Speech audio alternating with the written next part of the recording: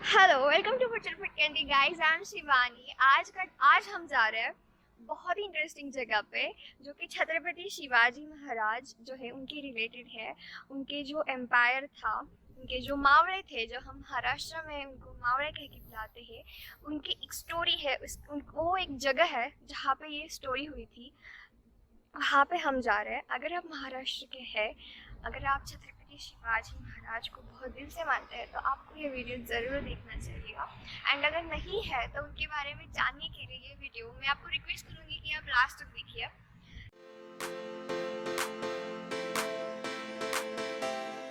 अभी हम जा रहे हैं शाहूवाड़ी तालुका। तो हम कोल्हापुर से निकले थे मलकापुर की तरफ से बामौड़े, और उसके बाद हम जाएंगे आगे लोकेशन की तरफ।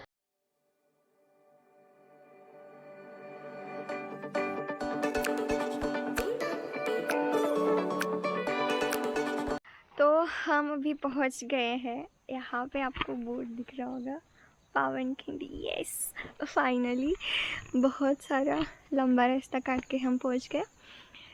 और तो अब हम जानेंगे पावनखिंड में यहाँ पे क्या है और यहाँ की हिस्ट्री क्या है। तो यहाँ पे है बोर्ड, इस तरफ जाना है। तो यहाँ से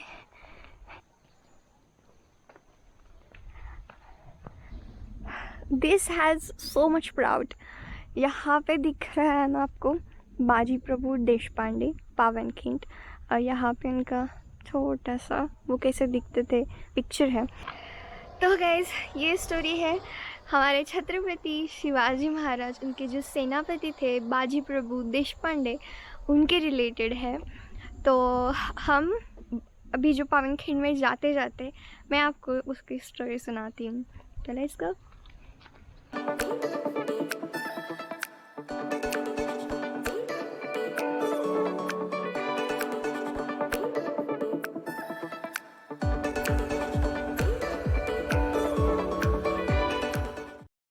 ये एक बुरुज है जहाँ पे मराठों का जो झंडा है ना वो लगा हुआ है। तो शूज निकाल के जाना है।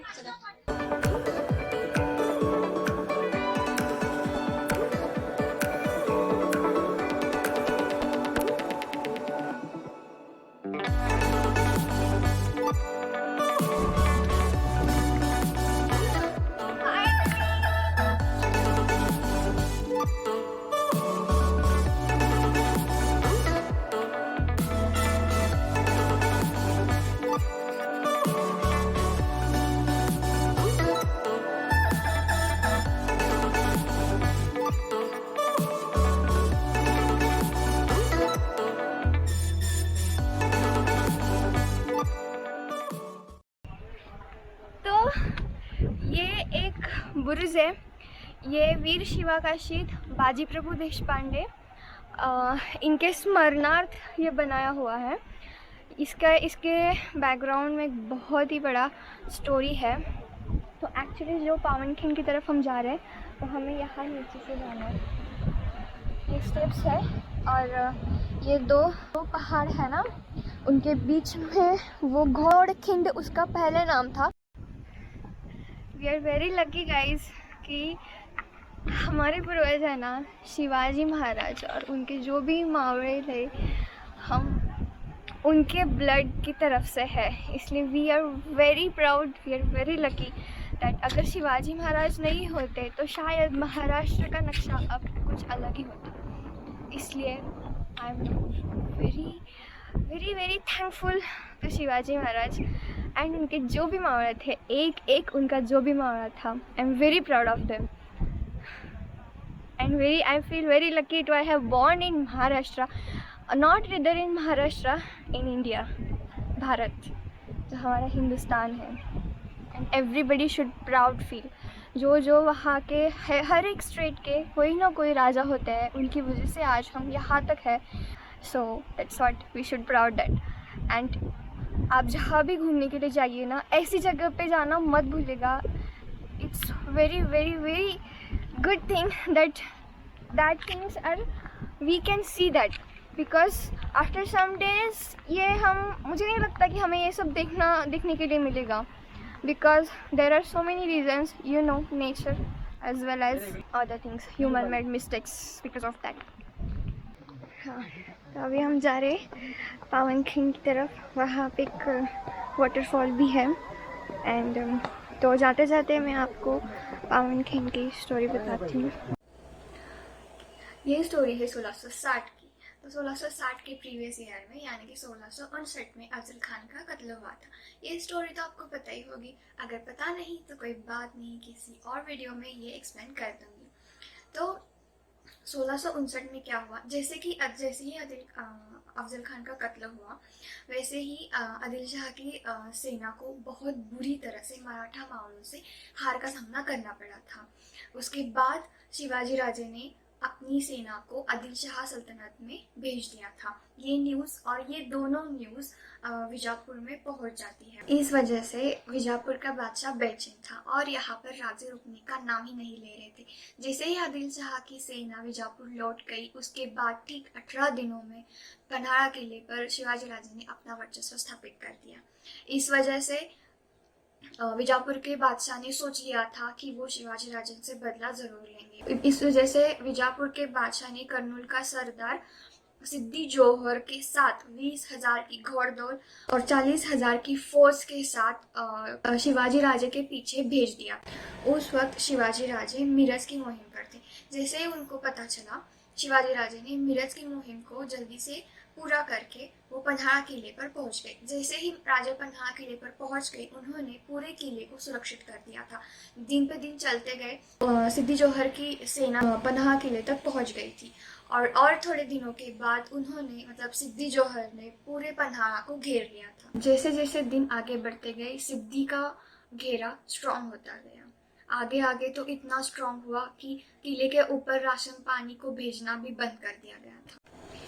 इस तरह से पूरे 3 माह निकल चुके थे और महाराज को अब किले से निकलना था. तो इसलिए महाराज किले से निकलने के लिए मार्ग खोज रहे थे. महाराज का किले से निकलना इतना जरूरी था क्योंकि रायगढ़ को भी उस वक्त मुगल सेना ने घेर लिया था. महाराज यहाँ पर बुरी तरह से फंस गए थे क्योंकि एक तरफ तो घेरा था, दूसरी तरफ सिद्दी तह मानने के लिए राजी नहीं था. उसका तह यानी कि क्या, उसे किला नहीं, सिर्फ महाराज चाहिए थे. तो एक दिन महाराज ने वहां से निकलने का प्लान बना दिया. पन्हाड़ा किले पर महाराज की तरह दिखने वाला एक इंसान था. उनका नाम था शिवा काशिद. शिवा काशिद का पहरावा पूरा शिवाजी महाराज की तरह बना दिया गया. उन्हें शिवाजी महाराज के वस्त्र डाले दिए गए और उनको शिवाजी महाराज की जैसी चाल और बोलना सिखा दिया गया. उसके दूसरे दिन ही बाद सिद्दी के तह को मान्यता दी गई और सुबह होते ही 2 पालकी निकल चुकी थी.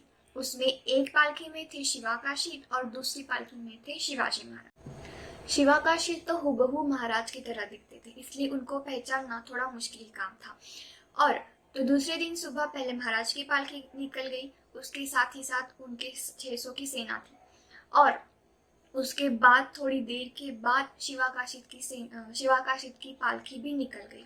तो महाराज को अब किले पर डाला हुआ घेरा को तोड़कर निकलना था विशालगढ़ की तरफ.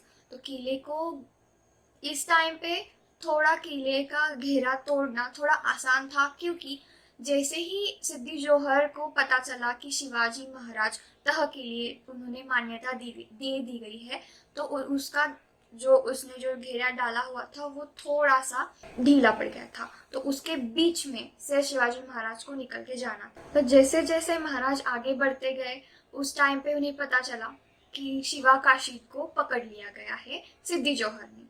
तो जैसे ही उनको पता चला कि सिद्दी जोहर को पता चला और उनकी सेना को पता चला कि शिवाजी तो अब पकड़ चुका है, तो इसलिए थोड़ा सा घेरा ढीला हुआ. उस बीच से शिवाजी महाराज घेरा तोड़कर निकल चुके. जैसे ही महाराज थोड़ा सा आगे निकल गए, सिद्दी जोहर की सेना में से एक इंसान को पता चला कि ये तो नकली शिवाजी है और असली शिवाजी तो भाग चुका है. जैसे ही ये बात सिद्दी को पता चलती है, सिद्दी गुस्से में इतना पागल होता है कि वो सीधे तलवार शिवा काशिद के सीने पर तान देता है. और यहाँ पे शिवा काशिद को वीर माना. तो ये पता था कि ये होने वाला है, लेकिन फिर भी इतना कर्तव्य निभाया, इसलिए मेरा उनको दिल से प्रणाम. अब सिद्दी जौहर ने सिद्दी मसूद के अपने कुछ सैनिकों के साथ शिवाजी महाराज का पीछा करने के लिए भेज दिया गया। शिवाजी महाराज को पता चल गया कि सिद्दी की सेना तो पीछा कर रही है। फिर शिवाजी महाराज की सेना जो सुबह से चल रही थी, ये वार्ता सुन के उन्होंने अपनी रफ्तार बढ़ा दी। वो सेना ने सुबह से कुछ नहीं खाया था, बिना रुके वो चल रही थी। महाराज की मावड़ों की सेना बहुत थकी हुई थी, लेकिन फिर भी कोई रास्ता नहीं था, चलना तो था, आगे विशालगढ़ तक पहुंचना था, यही एक टारगेट था। और इस मोटिवेशन के साथ महाराज अपनी मावड़ों के साथ आगे बढ़ रहे थे। अब विशालगढ़ किला सिर्फ 3 कोस की दूरी पर था। 1 कोस का मतलब है 3.12 किलोमीटर, यानी कि 9.5 किलोमीटर का अंतर अभी बाकी था। इतना उन्हें चलकर जाना था। फिर यहाँ पे महाराज के सेनापति बाजी प्रभु देशपांडे ने महाराज से कहा कि आप आधी सेना को लेकर आगे चलिए, यहाँ से मैं एक भी मसूद की सेना को आगे बढ़ने नहीं दूंगा।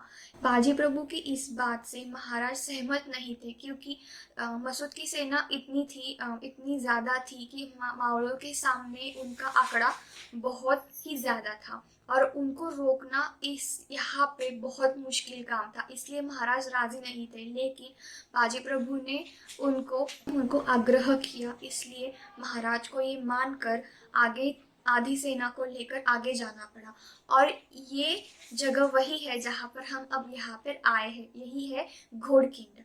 इसका पहले नाम था घोड़किंड, और ये स्टोरी घोड़किंड की मेजर स्टोरी यहाँ से स्टार्ट होती है, इसलिए आगे की स्टोरी आप जरूर सुनो। घोड़किंड एक बहुत ही पतली घाटी है, यहाँ से हजारों की सेना पार करना बहुत ही मुश्किल काम था और वो तेजी से नहीं जा सकती थी।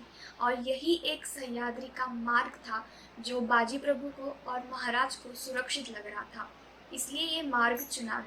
महाराज की सेना का पीछा करते करते मसूद की सेना घोड़किंड तक पहुंच गई और यहाँ पे एक बहुत बड़ा युद्ध हुआ। कई पुस्तकों में मसूद की सेना का आंकड़ा कहीं में 5000 है, कहीं में 10,000 है, लेकिन मैंने जिस बुक से रेफरेंस लिया है उसमें तो सिर्फ 1500 है। और मुझे ये करेक्ट भी लगता है अकॉर्डिंग टू एनालिसिस, क्योंकि 10,000 की सेना इतनी जल्दी पीछा करके उस जगह तक घोड़किंड तक पहुंचना बहुत मुश्किल था। लेकिन यहाँ पे आंकड़ा कितना था मसूद की सेना का ये मैंडेटरी नहीं है, क्योंकि मसूद की सेना भले ही महाराज के मराठा मावड़ों की सेना के सामने आंकड़े में ज्यादा थी, लेकिन हिम्मत में और जिद में बहुत कम थी। बाजी प्रभु इस युद्ध का नेतृत्व कर रहे थे, वो सबके सामने खड़े थे, वो दोनों हाथों से लड़ रहे थे। बाजी प्रभु के साथ हर एक मावड़ा लड़ते लड़ते रक्त से लाल था, लेकिन फिर भी वो लड़ रहे थे, हर एक मावड़ा लड़ रहा था। ये देख के मसूद भी डर गया था, उसे समझ नहीं आ रहा था कि मैं क्या करूं और इस बाजी को कैसे रोकूं। इसलिए उसने क्या किया, उसने एक बंदूकधारी को बुला लिया और उससे कहा कि बाजी प्रभु पर निशाना लगाओ। लेकिन बंदूकधारी को समझ नहीं आ रहा था कि इनमें से बाजी प्रभु कौन है, क्योंकि हर एक मावड़ा उस तरीके से लड़ रहा था कि वो भी डर गया था। फिर सिद्दी मसूद ने कहा कि अरे निशाना उस पर लगाओ जो रक्त से ऊपर से नीचे तक पूरा लाल हो चुका है, जो सबसे आगे खड़ा है और दोनों हाथों से लड़ रहा है, उसके ऊपर निशाना लगाओ। जैसे ही निशाना बाजी प्रभु पर साध लिया गया, बाजी प्रभु गिर गए, क्योंकि गोली सीने में लगी थी। वो नीचे गिर गए। उन्होंने अपने मावड़ों से पूछा, क्या महाराज किले पर पहुंच चुके हैं? क्या तोफ की आवाज सुनाई दी गई? क्योंकि प्लान में यही था, जब महाराज की विशालगढ़ किले पर पहुंच जाएंगे तब महाराज वहां से एक तोफ उड़ाएंगे, जैसे कि हमारे घोड़किंड में लड़ रहे बाजी प्रभु को और उनकी सेना को पता चले कि महाराज सुरक्षित है, वो किले पर पहुंच चुके हैं। इसलिए बाजी प्रभु बार बार लगातार यही पूछ रहे थे। उनको जैसे ही ना सुनाई देती थी वो फिर से उठ गए, वो फिर से लड़ना उन्होंने स्टार्ट किया। दोनों हाथों से लड़ रहे थे, बीच बीच में पूछते थे क्या महाराज पहुंच गए? तोफ की आवाज आई। फिर थोड़ी देर बाद तोफ की आवाज आ गई।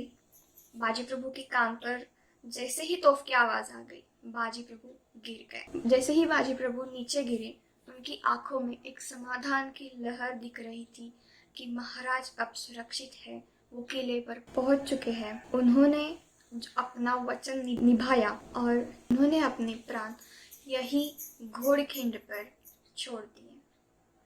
और जैसे ही ये वार्ता महाराज को पता चली कि बाजी प्रभु अब नहीं रहे, तब उन्होंने इस घोड़खिंड का नाम पावनखिंड कर दिया। बाजी प्रभु जाते जाते इस घोड़खिंड को वो पावन करके चले गए।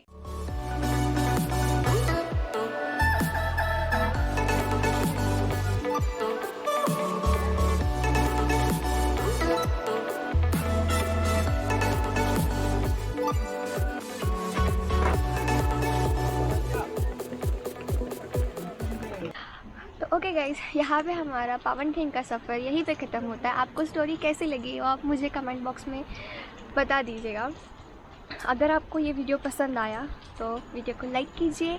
अगर आपको शेयर करना है तो आप शेयर कर सकते हैं। और अगर आप चैनल पे नए हैं तो आप चैनल को सब्सक्राइब ज़रूर कीजिए। और वन थिंग, बेल बटन है ना, उसको हिट करना ज़रूरी है, क्योंकि मेरे जो भी वीडियोस हैं वो आपको इमीडिएटली नोटिफिकेशन आ जाएगा। तो then now tata, bye bye, see you in the next video.